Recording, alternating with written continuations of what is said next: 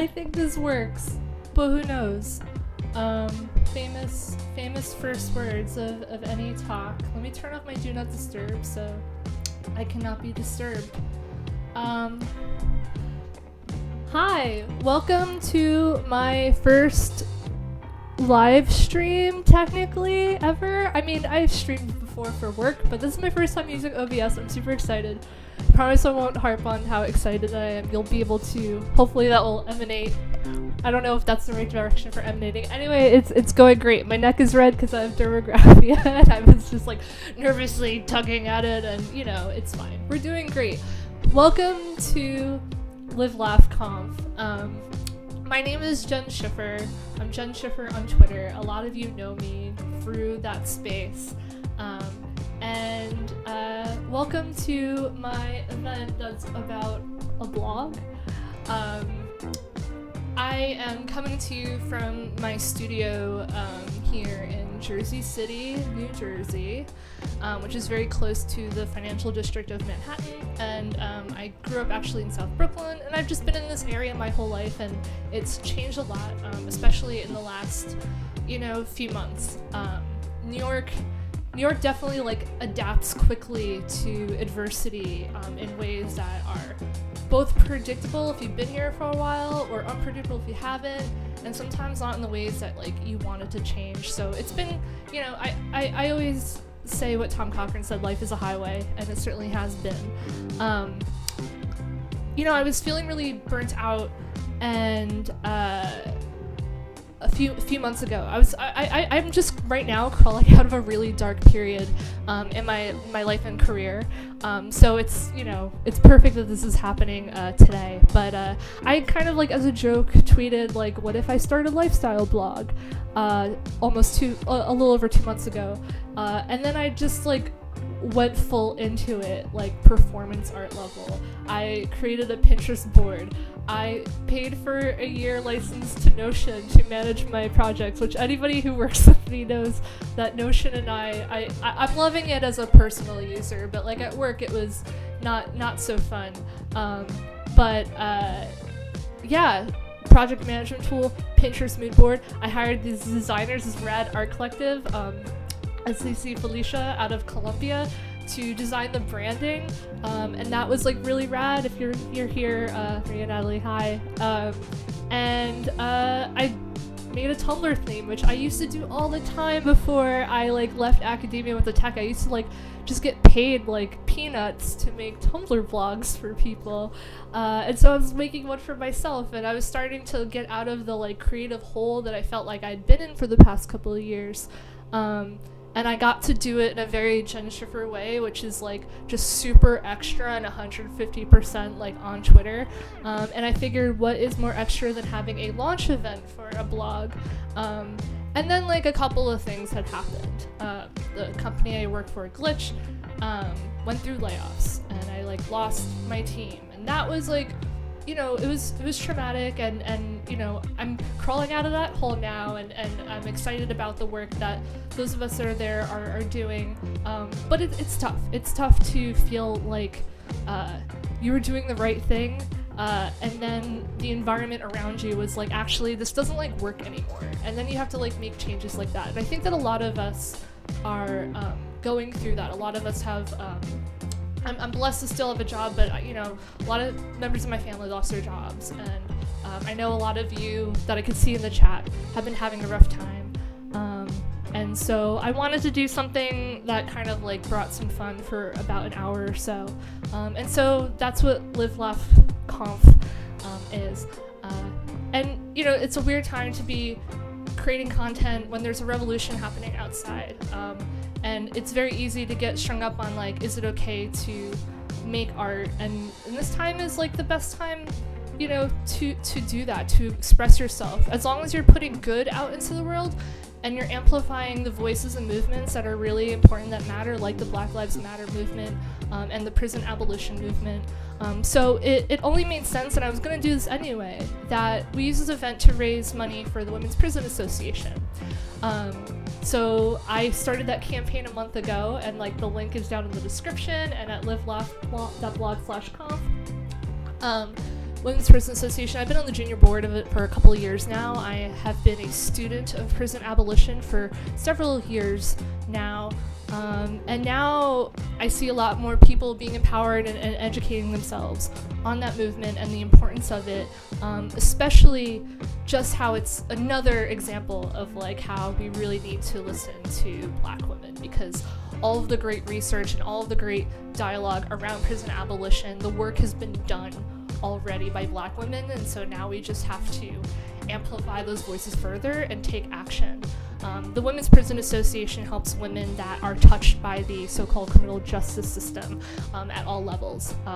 Whether they've been arrested, they try to give alternatives to incarceration.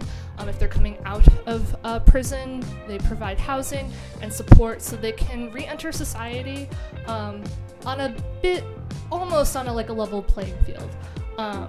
And so we're raising money because of the pandemic. We couldn't have our summer solstice event, and so I'm trying to do my part by raising funds for that. So if you haven't already, donate. We're trying to get to 10K. If we get to 10K, I'll turn the disco ball on. I can't promise you it will do anything, but there's a switch on it, and it's from Party City. I paid for it. Not SpawnCon. Not yet. We're not that far into my blogging journey. And so yeah, we're having Live Laugh Conf. About a month or so ago, I have my other computer here, I sent out a note to a couple of friends via a Notion page that said, "Hello, pals. Some of you may know that I've been working on starting a new personal blog called Live Laugh Blog, and being by myself has offered me the time and focus to be extremely extra about the process. When it launches, I would like to do a live stream launch party where I MC and play a series of pre-recorded lightning talks." That's foreshadowing what's happening right now. I'm calling it Live Laugh Conf, and I describe it as Live Laugh Conf is a celebration of being complex human beings who know and love a lot more than we are given credit, or sometimes even permission for. You can tell I was really hurting at that time. But I still believe those words. And most importantly, it's to celebrate Jen's blogging journey. And so what I asked was, I asked a bunch of people. I asked 20 people, and I got 7 talks, and those other 13 people are dead to me. Just kidding. Love y'all. I'm going to be doing more of these, spoiler alert. But I just said that it can't be related to your day job, because again, I was just kind of burnt out, and I'm the last thing I want to hear about is how everyone is working.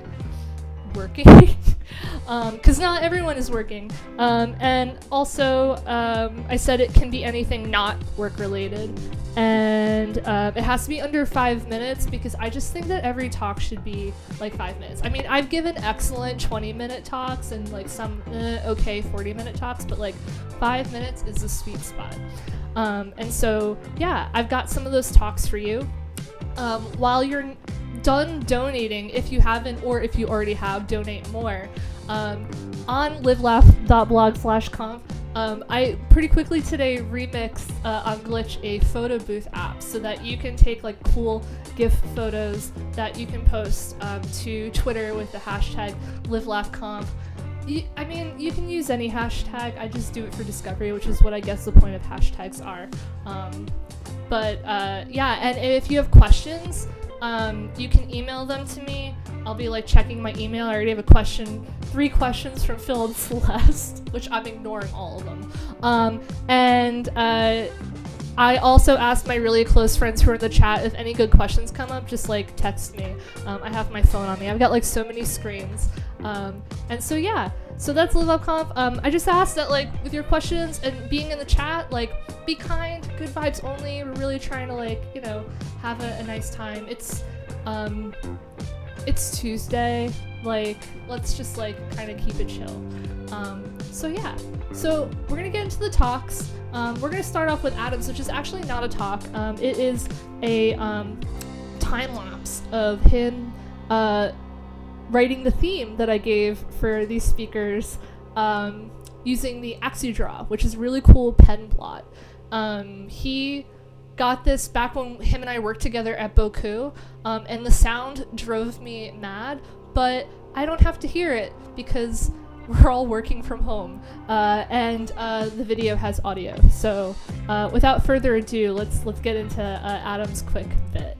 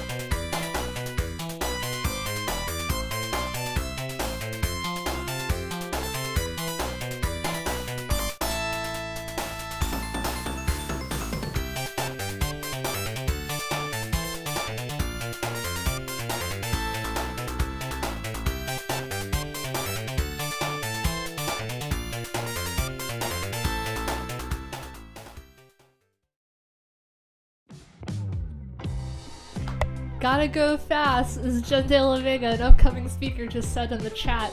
And also, my friend Lon, who's in the chat, brought up a good point. There's lots of us here at this conference, so just for the sake of the venue, if y'all can just turn off Dropbox and your torrents, we want to make sure that the Wi-Fi stays strong as ever.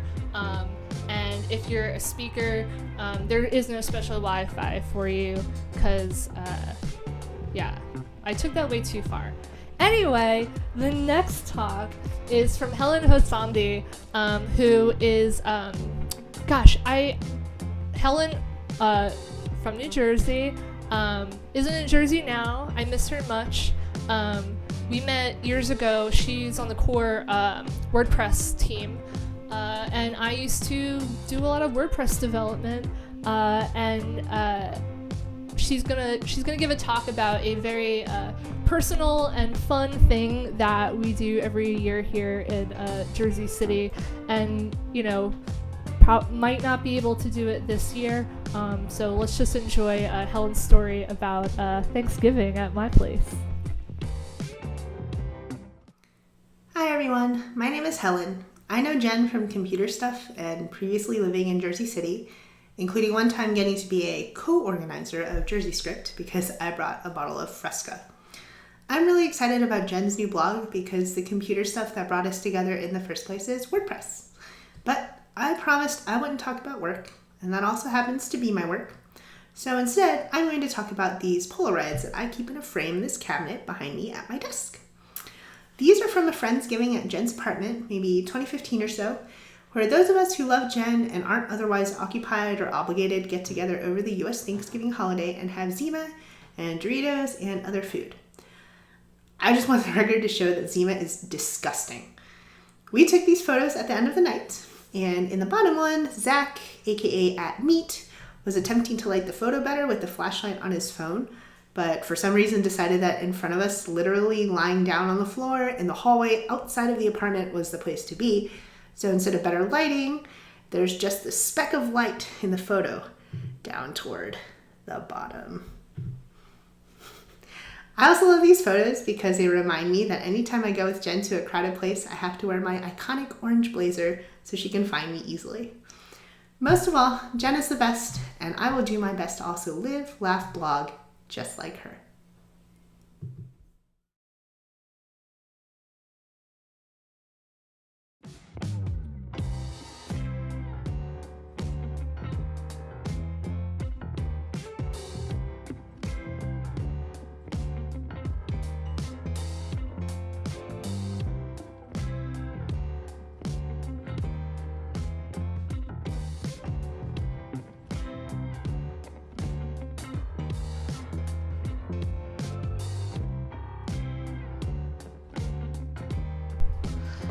Man, I just gave you the recipe for success and happiness, and you missed it because I was so distracted by the joy that Brittany and us are at 75% of our goal to 10K.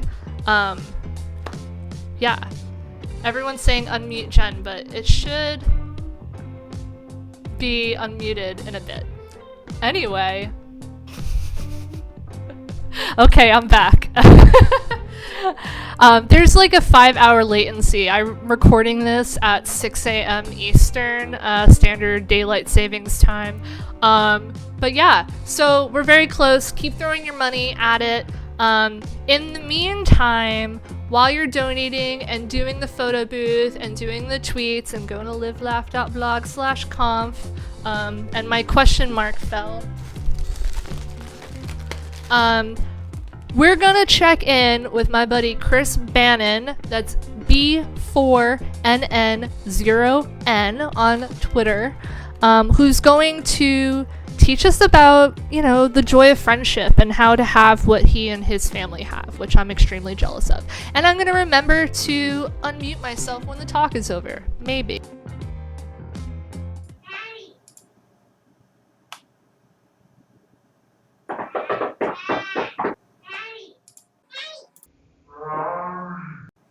Hi. I'd like to talk about squirrel friends. What is a squirrel? Webster's dictionary defines a squirrel as any of very small or medium-sized rodents. Something about families. There's famous squirrels, squirrel athletes, pretty cool, bird-like squirrels, cloth squirrels. Now, that's cool. The squirrels are everywhere, almost. So they're pretty much in every region and in most countries. From downtown. They live in all kinds of environments like big cities, small towns, suburbs, rural, forests, hot places, cold places. There's a great debate about squirrels. You can choose for yourself, but I think squirrels are good.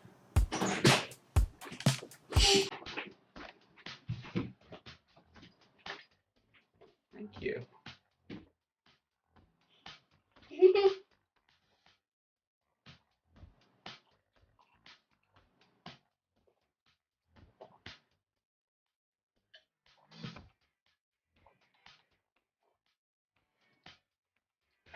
There's a little more left. Have the ice. Oh, thank you. So, this year kind of sucks. There's a virus going around. It's making people sick. We all got to stay away from each other. We can't hang out with our friends. So, what are we going to do? Maybe we can make squirrel friends. What if we found squirrels in our area and befriended them for companionship and while still being socially responsible? Solidarity. Maybe we could find happiness. I think so. How to befriend squirrels? Well, there's one simple trick, and it's nuts. They love nuts. Let's meet some squirrels. Here are the steps to making a squirrel friend. Put some nuts around your residence, whether it's a yard, porch, or windowsill. Watch for the squirrels to take them, or check that they're gone if you can't stay and watch the whole time. And then stop putting food out for a day and watch for a squirrel to come looking for food. And try tossing some nuts near the squirrel from a distance. You can toss them closer and closer, and then once that squirrel comes and eats some nuts near you, boom, you're done. You've got a squirrel friend. Please remember not to touch squirrels. Alright, so you might not be believing me, so let's take a look at how this works. Give me another one to throw to him. This is my daughter and I befriending a squirrel. Now, I had already fed him, so he knows me, but he doesn't know her yet. He's pointing to himself. He puts his little hand on him. He's a little nervous. Now watch when I bend down and get close. He recognizes me and he thinks, okay, I'll take some nuts. Aw, he's our buddy. That's right, he is our buddy now. What if a couple? Let's give you this one. He's looking. There we have it. He's gonna go bury him. What if we See you, bud. let's watch him very young. If he, I bet. All right. He. And that's how to make squirrel friends. Thanks a lot for joining me. Bye. Slam dunk.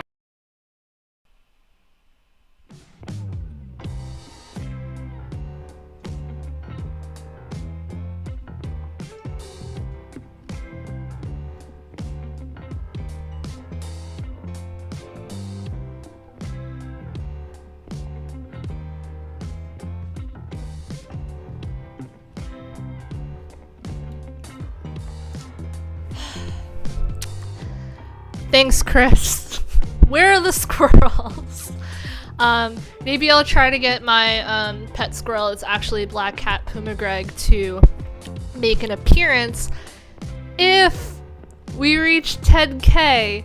So go to livelaugh.blog/conf. I put in an iframe to WPA so you can donate, so you can get to 10k, because it's a great cause. And maybe I will bring Puma to say thank you while also showing you what happens when I press the button on the disco ball. Also, if you have questions that you want to ask me after the talks, there's a few more, you can email me, post in the chat, and like Rachel White, who's texting me because the audio is down, she'll let me know what are the good ones, so try to impress her. But also email myself, which is on livelaugh.blog/conf. It's Jen, 2 N's, at dot dot, wait, no. Oh, frick. It's .biz.info, but it's Jen at dotbiz.info.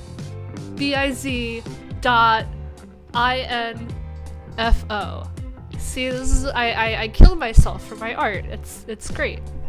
And shouts out to my tailor for the domain.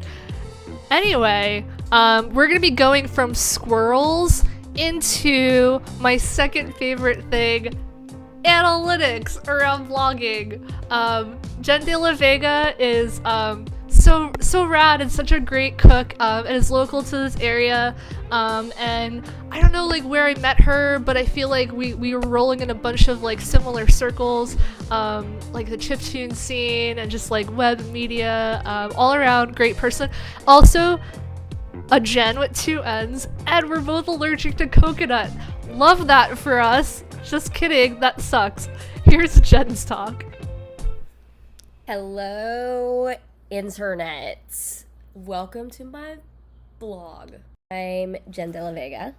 I run a blog called Randwiches. It is a portmanteau of the words random and sandwiches, because I used to deliver random sandwiches all over New York City. That was about 10 years ago. Since then, I've started a catering company, which is now sort of slightly out of business.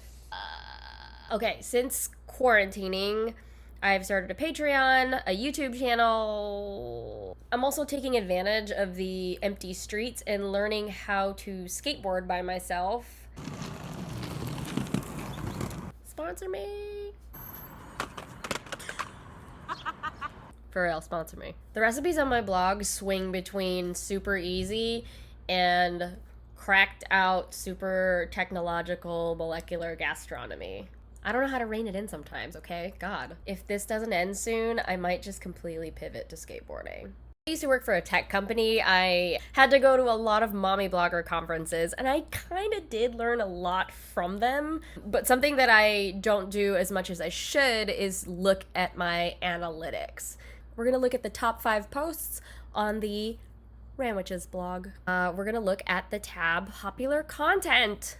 In the last 30 days, I got 4,888 page views on an important introduction to cooking lion's mane mushroom. This is a main source of my traffic, which is really sad. I wrote this post October 24th, 2015.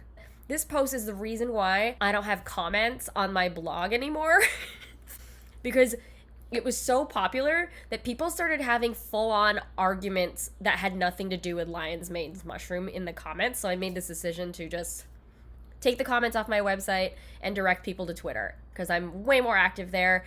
But It's pretty amazing that when I wrote about a lesser known ingredient, my website became kind of one of the top hits about lion's mane mushroom. Wonderful. So the next popular post is pickle these beautiful woodland inspired oyster mushrooms. Ugh, okay. I love this recipe. But the fact that it's about mushrooms again makes me think that I should just write exclusively about mushrooms now. The next post, okay, I didn't plan this. I'm honestly just reading the analytics right now. The third most popular post, super savory mushroom rub Delmonico steak. It's related to the fourth popular post, don't throw away mushroom stems, make this condiment instead. The fifth most popular post on my blog is Mullica and Kevin Took Us to the Islands, which is a wedding recap of a catering job that I had. God, my top 4 most popular blogs on my website are all about mushrooms. You know, I should look at these more often and shape some of my future content in the calendar. I'm not going to go out of my way to start writing more and more mushroom content, but when I do, I think it might be a good idea to cross-link these so that they'll generate traffic for each other. Lesson learned. Write more about mushrooms. All right, I'm going to click on traffic sources. So this is how people get to my blog. Number 1, by far, is search. 3,861, 74% of people that visit my website came in from search, dude. They've been using Google, DuckDuckGo, Bing. You 66 people that are using Bing, 60 people are using Yahoo. Ecosia. Ecosia is the search engine that plants trees? Ask, MyWay, Earthlink, PCH. Anyway, 862 people visit my website directly by just typing in Randwiches, and 6% come from social. That's kind of sad. Number 1 is Pinterest. Oh boy. Facebook, Twitter, Instagram. 3 clicks from Instagram this month. Champion. And my referral traffic. Ha! 33 people came from LiveLaugh.blog. Shout out to Jen. What did we learn here? Mushroom content is king. So visit my blog, y'all. Hey, visit my blog. Later. Visit my blog.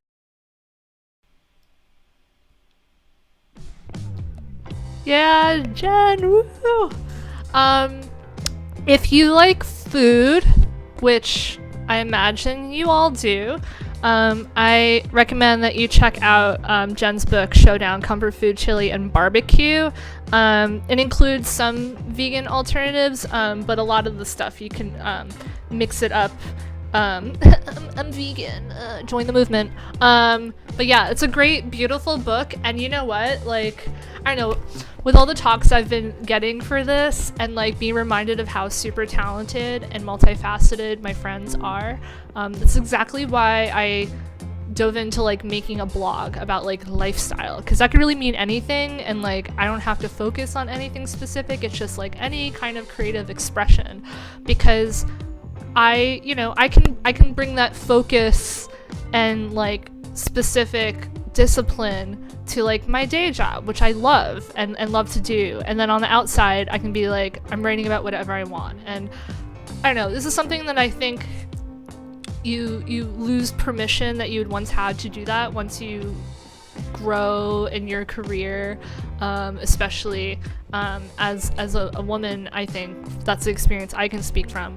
But yeah, it really warms me when my friends put out books, because then I can buy them and support them, and you should too. Anyway, thank you, Jen. Let's see where we're at with the donations. We're at 82%. That's a bigger number than there was before. Keep donating, tell your friends, tweet about it, and email your parents. Email your parents if you. I'm not emailing my parents. Yeah. So also make sure to check out the photo booth at the site above. I've been retweeting people's, and I'm gonna lose a lot of Twitter followers, but that's okay, because it's my blog and I do what I want.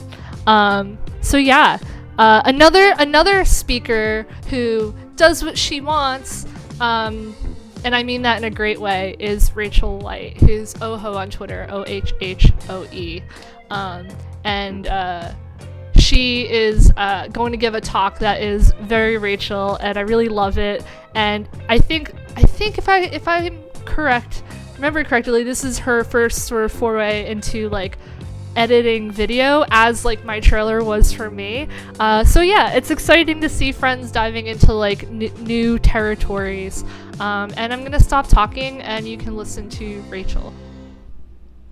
Hi, my name is Rachel White, and I am here today to talk to you about one of my all-time favorite actors. Roger Ebert has described him as having two speeds, intense and intenser. And he's also said that he is a good actor in good movies and an indispensable actor in bad ones. This actor calls his acting style nouveau shamanic, and his cat once got into a bag of shrooms, and he thought that the best thing that he could do was to eat some as well to keep him company. That's right, I'm talking about Nicolas Cage. And so here are, in my opinion, his top 5 films and why. Number 5 is Leaving Las Vegas, which is a story based on a semi-autobiographical novel of the same name about a divorced, jobless man who goes to Las Vegas to drink himself to death. He won an Oscar for his performance in this film, and it's really sad. And if you think that he's not a great actor, you should watch this, absolutely, so you can be proven wrong. Number 4 is the Coen brothers movie, Raising Arizona. It's Cage's first starring role, and it's about a couple who are unable to have children. They see a news story about a rich family that had quintuplets, and they decide to kidnap one because the rich family won't miss it. It's incredibly funny, and it's often used in the top comedy lists of all time. Number 3 is Werner Herzog's Bad Lieutenant, Port of Call, New Orleans. It's not a sequel or a remake to the Abel Ferrara 1992 film Bad Lieutenant with Harvey Keitel. It's just a story about a policeman who's weird and corrupt. And the best way I can describe it is it's a fever dream. It's really hilarious. It's really weird. You should see it. Number 2 is Mandy, which is directed by Panos Cosmatos, who also made Beyond the Black Rainbow. And I was waiting for this to come out for years. It came out in 2018, and I saw it twice the weekend that it came out. It's so good. It's amazingly beautiful cinematography, and Nicolas Cage is emotionally over the top in the most sincere way possible. It's extremely gory.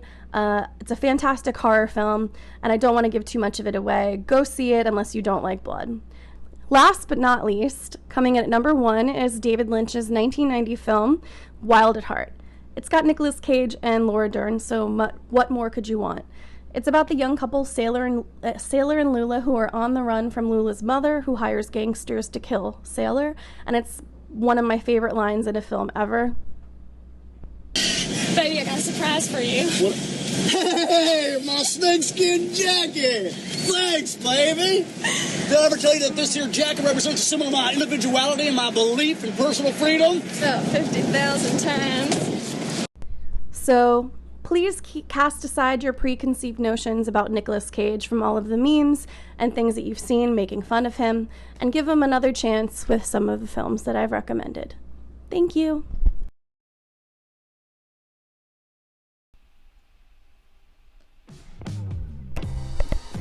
Thank you, Rachel. I love Raising Arizona.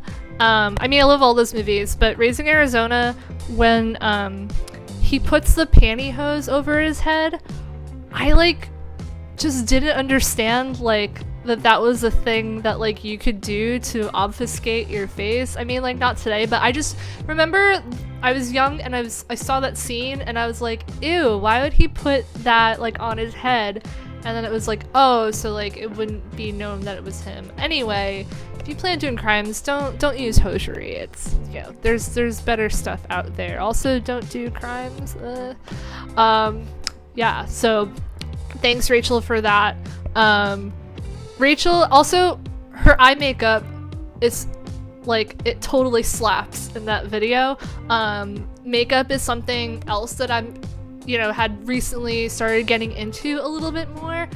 This is actually the eye look I tried to have at JSConf EU a year ago in Berlin, but then it ended up I was in front of a huge LED screen, so you couldn't even see all the pink I put in my eye, which sucked because like it's not easy getting like pigment like this off, but it's worth it for this event, and you can see it. It's very, very nice, very nice. I'll write a blog about it, about my journey with makeup. Anyway, our next talk, we've got 2 more, is from my buddy Kevin, a very talented writer, really funny guy, also local, and he wrote a book. And I think I didn't even tell people. I told some folks like ideas when they asked for it of what to speak about. But for him, he came up with one on his own that really resonated with me, and that's how to read during the quarantine. And I think when you're in a creative block, it's hard for you to also be open to absorbing inspiration and knowledge and stuff like that. And so something that stopped for me, and I think a bunch of other people as well, is like just the ability to read a book. And so Kevin gave me this talk, and I was like jumping on the couch going, yes, yes. And so hopefully you will do that as well. So here's Kevin.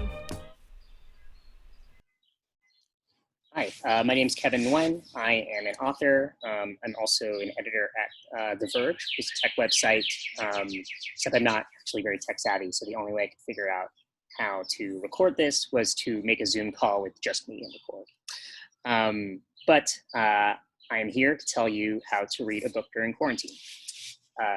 Maybe you're like me, maybe you're like some of my friends. Sorry, I'm outside. Apologies if there's birds chirping and car noise. But maybe you're like me and a lot of friends. It's been really hard to read or really do any kind of sustained, activity that requires like concentration and energy during quarantine. But I'm here with some tips to unbreak your brain and maybe get you reading again. First off, buy a new book. I know you probably have a home full of books that you've been meaning to read forever. This is not the time. I think one of the hard things about quarantine is just having something new and exciting to look forward to. Let that thing be a new book. Don't let it be the copy of The Power Broker that you've been meaning to read for years now. And I suggest buying books from your local independent bookstore. Mine is Books Are Magic. There's some books about there recently.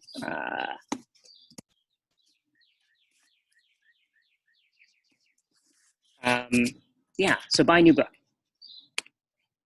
I'm actually usually a big proponent of reading on your phone, especially in all those lost minutes you have on the subway, waiting for coffee. You don't have those moments anymore. So I really suggest reading in print, especially now because screen time is just so disastrous in the home. You're just inundated with so much information about coronavirus, which is great, and you should read it.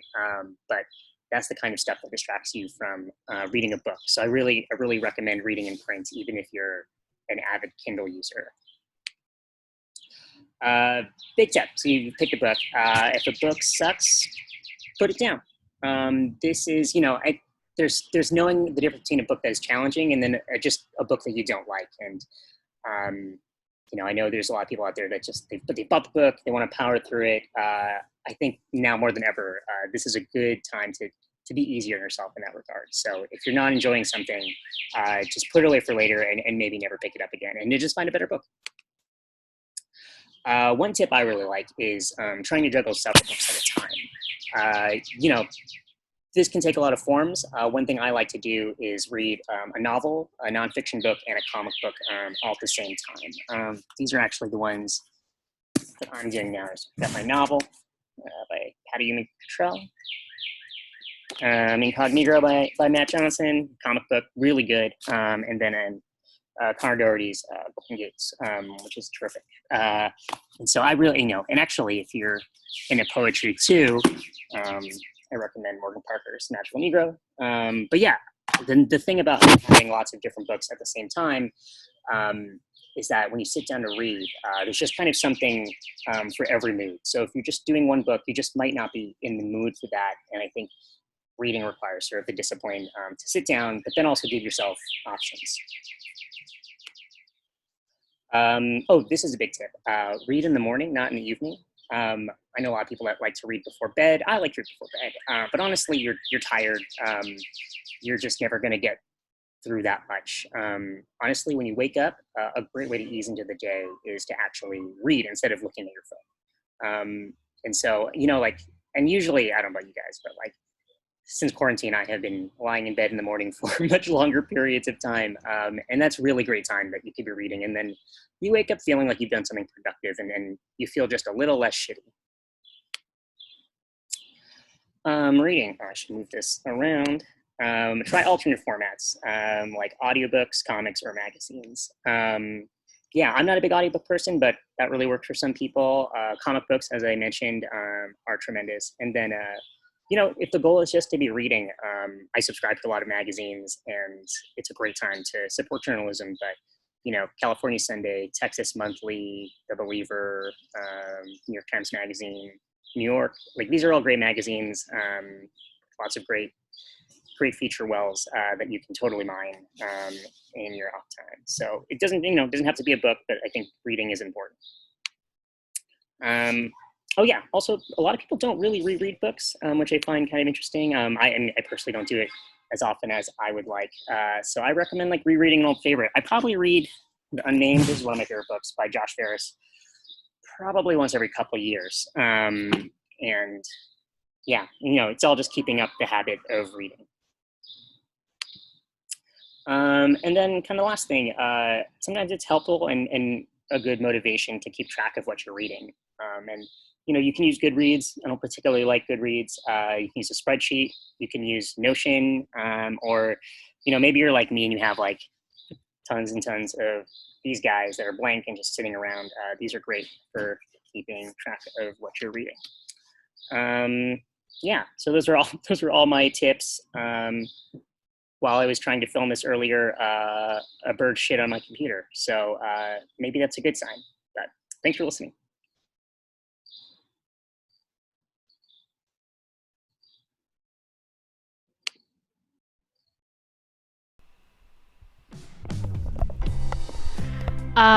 If you're looking for a good book to get started in your new rebirth journey of reading post-quarantine, Kevin has a debut novel called New Waves. And it's in print. Yeah, you should check it out. It's really good, and it's also got a really cool cover, which I really appreciate. Yeah, another example of really talented people putting out really awesome stuff into the world. And yeah, and I bought this at Word in Jersey City. So I think a lot of us are missing being able to walk in and peruse our independent bookstores. But a lot of them are trying. They're trying to do curbside pickup. They're trying to ship. I know Word Jersey City and probably Greenpoint is shipping. So really look into your local bookstore and see how they're doing. Reach out to them on social media, email them, and try to buy a bunch of books.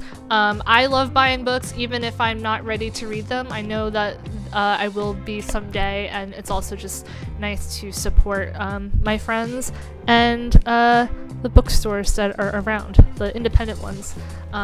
Anyway, yeah. So, I wish I didn't chug all that water after Chris's talk because I'm thirsty and I've got none. But I have a disco ball, but I can't turn it on yet because we are at, let's see, let me refresh my phone. We're at 88%. Come on, folks. I'm getting a bunch of emails of you goofuses donating $69. Let's see $690. Why don't we, huh? Sorry, that probably got way loud. So yeah, the next talk is the last talk before I go into Q&A and try to get y'all to hurry up and raise more dough so I can have Puma Greg come in and thank you and press the button on the disco ball. The next talk is by one of my best friends, Juan Veridica. This this video, not only is it spectacular in production, but the story is really great, and it's of a moment on Twitter that I wasn't exactly helpful. Fortunately, I don't think that's mentioned in the story, but I've been known to drop some things on the floor, but I don't have carpeting, so that's okay. Juan isn't so blessed, so without further ado, here's Juan's story. It all started with an innocent sandwich. It was late at night, the city was beginning to shut down, and I didn't want to order delivery. So, I decided to make myself a sandwich. I got some bread, tomatoes, avocado, cheese. Everything seemed fine. I thought it would be great to watch a show on the couch. A decision I regret to this day. You see, we have this very convenient table. So, I walked over to the couch. I put the plate with the sandwich that had tomato, avocado, and mustard on the little table. Then I went for a drink. I slid the table to sit behind it. Time slowed down. I felt friction. It was the rug holding back the base of the table as I pushed it from the top. The plate started sliding. My other hand was holding a drink. There was nothing I could do. Like Murphy would have expected, the plate flipped in the air, allowing the sandwich to land directly on the rug. Uh-oh. I panicked. I picked up the pieces, placing them slowly back on the plate as if this would reverse time. I used a bench scraper to scrape as much as I could of the remaining evidence, and then went to get a wet towel. It was dark. It didn't seem that bad. I figured I'd add some baking soda and let it sit overnight. Then it would be perfect by the morning. It wasn't. The baking soda discolored the rug. It was worse now. Like any normal human being, I had to tell the internet before I told my partner. And so I tweeted. A few minutes later, I told Melanie. Since she is the smart one in the family, she discouraged me from watching YouTube videos on stain removal and encouraged me to call an expert. I emailed the top 5 companies that showed up on Google, and then I heard back from Ray. I told him what I had done and sent him some pictures. He said it seemed like I had discolored it already, but that they could try to help. Miguel wasn't rude. When he arrived, he looked at me, then looked at the stain, and then he shook his head. I could sense he felt sorry for me. He did his thing with an industrial carpet cleaner, took my money, and left. We'd have to let it dry overnight. The next morning, as reality began to sink in, I went to investigate the scene. It was worse. Worse than just the mustard, tomato, avocado, and cheese. And worse still than the baking soda, mustard, tomato, avocado, and cheese. The rug was now a distinct Dijon yellow, and the original texture was gone. I felt betrayed by Miguel, but deep down I knew I had brought this madness upon myself. It was not his fault. I asked the internet for advice again.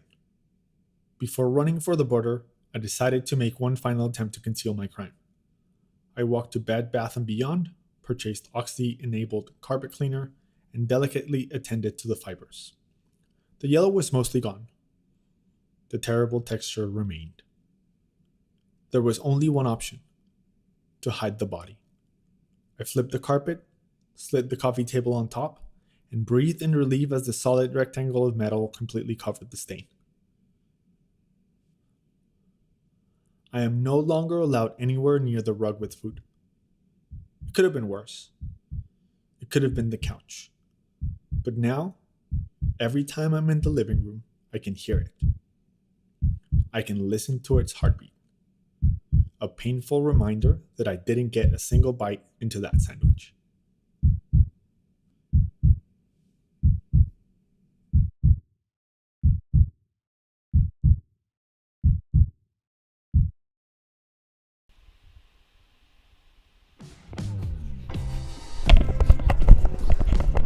USB mic.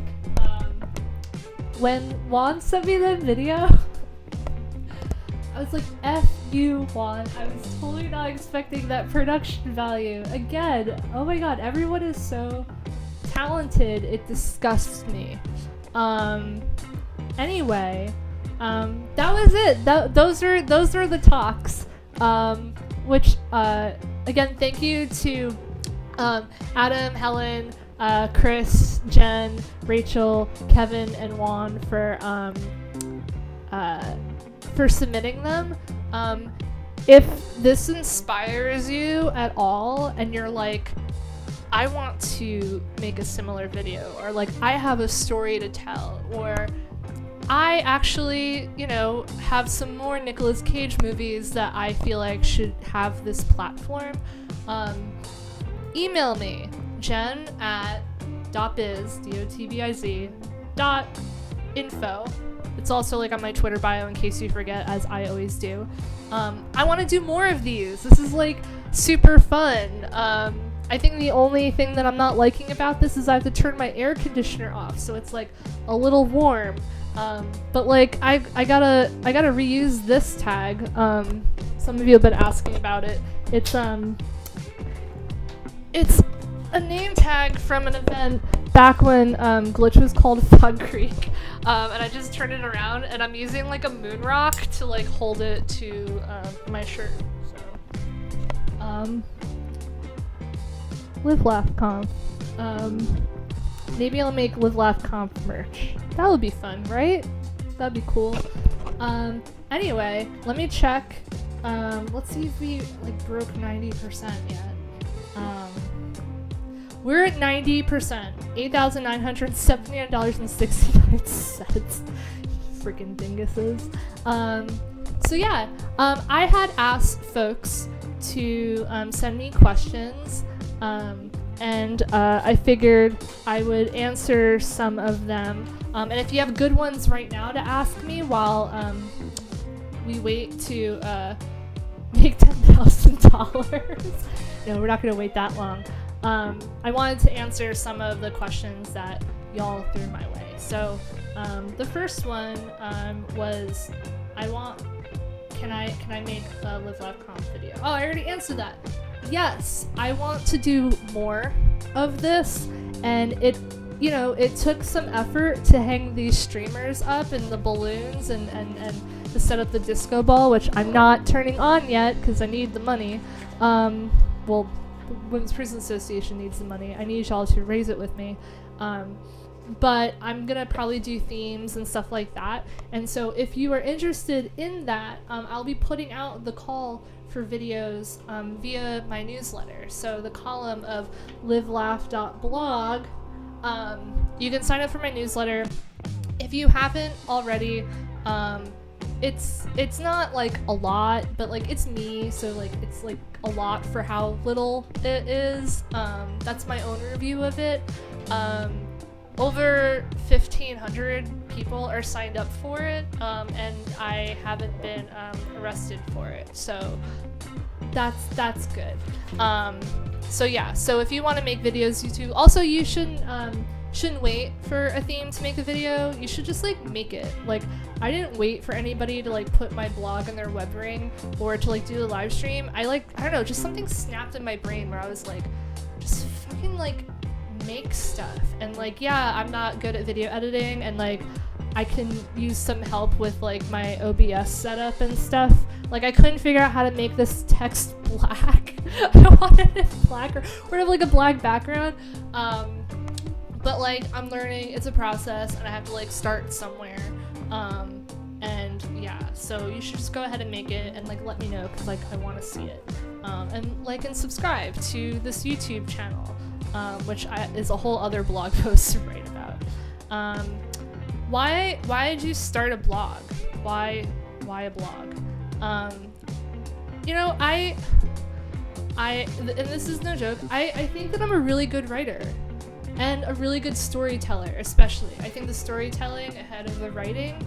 I don't know a lot of words and how to properly put them together, but I can craft them together enough to evoke an emotion usually like heartwarming and like laughing and you know, and so I was like, I should be like writing more, and I've been saying that for years, and people have been telling me that, so I'm trying to get back into it. It's hard to have fun on the internet these days, you know, even earlier in the year, and so as my bio on livelaugh.blog says, it's like I'm just trying to like have fun on the web and write like through my adventures, through, you know, creating content in different ways I've never done before, showing off like things that my friends are doing. You know, I wanna collaborate with artists and give them a platform.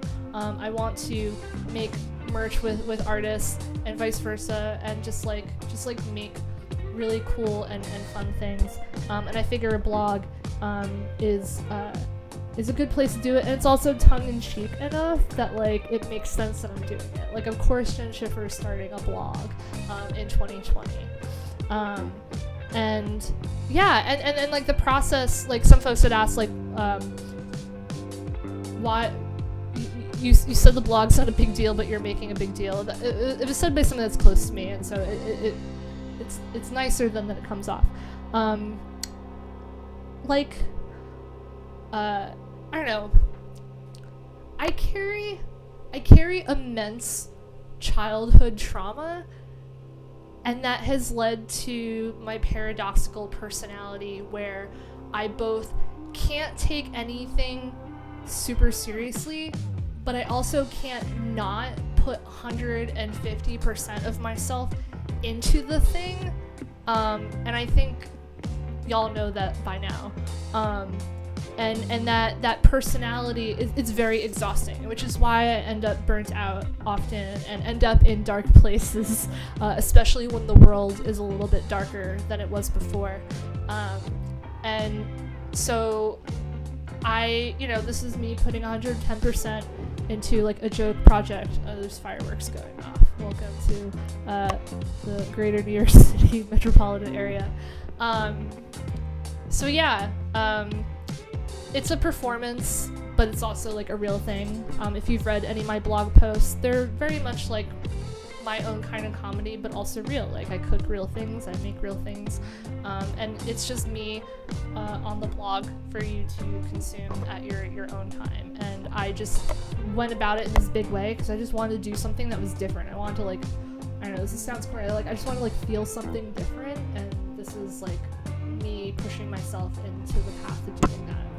And it was terrifying. This is like, I was very nervous setting this up because I was like, oh man, I've hyped everyone up about the blog and the live stream, and then I launched the blog, and it was like, here are 6 things that were in my work bag since before quarantine. Actually, that was a really good post. That was funny. Yeah. So I went extra about it because that's just, you know, that's just the Live Moss, the Live Laugh Conf mentality. Live Laugh blog. I have to fix this. Woo. Yeah. Let's see. Why livelaugh.blog? So that's a funny story. Before I answer it, let me be sure to remind Rachel White or Wilman in the chat, or anybody that has my phone number, if there are any good questions coming up in the chat, please text them to me, because then I can see them. We're 96% to our goal. I'm gonna cry, and like the pink pigment's gonna stain my cheeks, and I'm gonna look like a dingus at work tomorrow. So we're at 96%. Why livelaugh.blog? This is where the tongue-in-cheek aspect of this comes along. I was like, I want to make a lifestyle blog, but I'm kind of like a dirtbag. I mean, I'm like, you know, I'm not like, it's a paradox. Like, I am a white woman with money, but not like with the lifestyle that you see like on blogs today. And I did like a lot of research. I researched so many lifestyle blogs and like saw the expectations that were had. And I was like, I can't, like, I have to go into this not taken seriously so no one's expectations are set. And I forgot what I was going to call it. I think it might have just been like Jen's lifestyle blog. But then I was learning that maybe this wasn't a lifestyle blog, it was just a personal blog, and I don't know, and there's like a distinction there, which I don't think is a real distinction, kind of like, it's kind of controversial, like difference between like DevRel and Dev Evangelism and Dev Advocacy. Like there's just like these like phrases where there are distinctions depending on who you're having the conversation with. So I don't know, I was going to sleep, and usually that's when I start thinking about every either really good idea that comes to my brain, or every single time someone's asked me for directions in the city and I accidentally gave them the wrong directions. And that night I just happened to be like, I wonder if Live Laugh Blog is available. And it was really cheap. And livelaughLove.com was not cheap at all. So yeah. And Live Laugh Blog is like, you know, it's a play on Live Laugh Love, which is that very like white woman wine mom kind of aesthetic, if you will, which I very much like am not, but I've like started to turn into my own, just kind of like how I turned Life is a Highway into like something I said versus a Tom Cochrane lyric or Every Day's a Winding Road. I'm always just kind of like trying to take things that I see out in the wild and spin it to relate to what I'm into, because I think my way of trying to feel comfortable is trying to find ways for me to fit into different spaces, and now I'm infiltrating the wine moms, even though, oh my god, as of today I'm 15 months sober, so yeah, so I'm not like a wine mom, but I'm like I'm a Live Laugh blogger, and yeah, let's see, I'm gonna check, so Phil Calvin sent me a question. What is your favorite font? You can't say Comic Sans. I can say whatever I want, Phil. My favorite font. I do have an affinity for Comic Sans. It gets a lot of shit, but one of my first mentors, her name is Dorothy Dreamer. She was the department chair for computer science at Montclair State, where I went. She actually called me to recruit me, and that was like the first time in a while that I felt like really seen and special. Like, oh my gosh, like somebody in power somewhere that can like really change my life for the better. And I was kicked out, by the way. I was like living in like a motel at the time. Called me and said like, hey, like, we want you to come to like Montclair State and study computer science. And I was just like, yes, I have no fucking idea where Montclair is, but I'll go. Dr. Dreamer was, a chair of a department that was a woman in computer science. She loved the color purple and just like always wore purple, because people who love purple always like go hard on purple, and she was like no exception. And she has dyslexia, and so all of our recruiting materials, and I ended up working in the department right after she retired, all of our recruiting materials had Comic Sans, and people would kind of snicker and goof. She's saying like it's something that like I can read better with that font. There's just something about the way that the characters flow into each other, and also like how different they are from each other, and it just seems to be the most dyslexia friendly, web safe font. So fun, you know, context around Comic Sans. I really like it, but I can't say Comic Sans is my favorite font, and so I'll have to say Lobster. Next question. What's next? So what is next? Well, I'm gonna turn my air conditioner on, and I'm just gonna be blogging, and I want to see what other videos I can make. I'm gonna ask friends who are really into streaming to help me out so I can get better at it, as well as video editing, and I also want to like make my own background music for videos and just kind of like do that, yeah, and that's it, and just see how I can like help my artist friends. I want to put like a shop page on Live Laugh blog, where it's just like a gallery of like Patreons and books and like storefronts of like all of my friends and the people who follow me. So if you have something that's there, and I'll put a call out on my newsletter, let me know. I'm also really interested if you like have a blog yourself. As Jenna mentioned, I have a couple of blogs listed in my sidebar, and I just want to like have a blog roll going.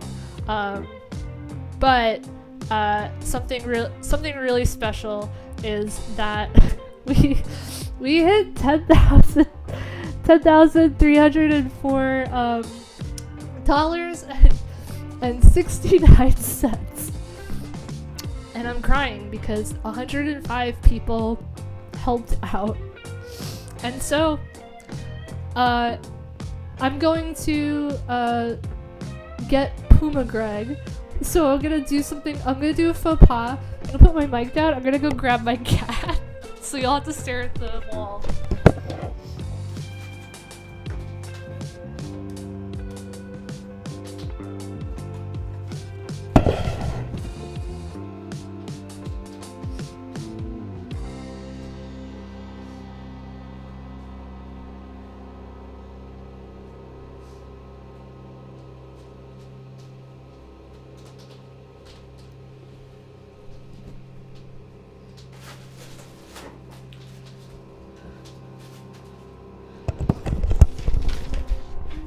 Everyone, this is Puma Greg.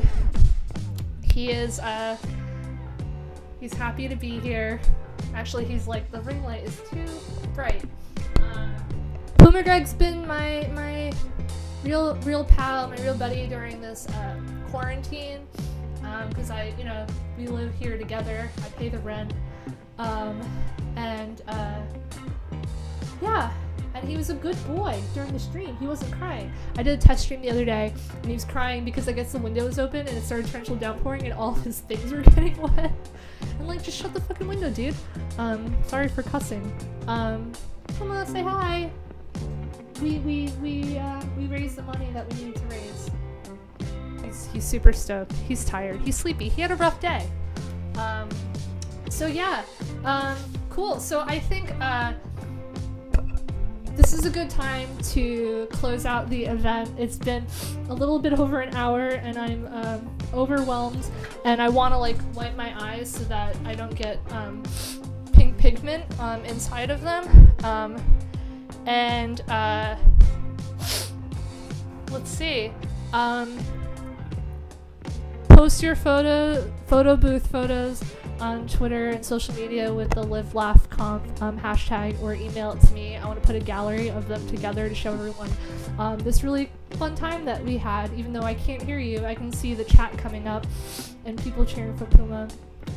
Thank you so much for raising money for the WPA. I think the rest of the EPs with me are going to be super stoked. We have $10,364.69. Thank you to the speakers. Thank you to the Jackson crew who helped me test up the setup. Thank you to my partner Andy, who gave me good tips and I know is like in the chat. And here's Andy. I figure I share. Thank you to let's see who else inspires me right now. Everyone working at Glitch. My work is very inspiring to me. Everyone who uses Glitch. Make 8-bit art. Everyone making pixel art and send me that stuff. That's been really rad, and I can't wait to blog about like all of these things. And thank you to everyone who joined. Oh, don't touch your eyes. And thanks to Party City for quickly shipping the blog balloons. I think a good thing to close off with is seeing if anything happens. I don't know if something's gonna happen or not, and if it doesn't, it will be just as much a letdown as livelaugh.blog was when I first launched it. But I'm gonna turn off my ring light so we can have perfect lighting here.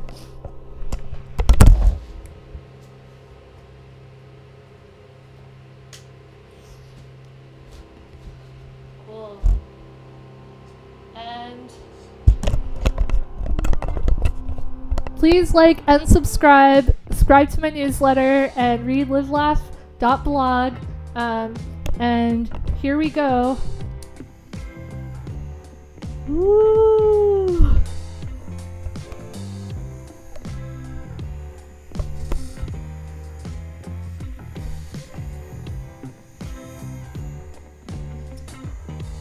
Wow, this is way better than I anticipated. Thank you so much. I hope y'all enjoy the rest of your evening and come up with ideas for videos because we're gonna do this again. Love ya!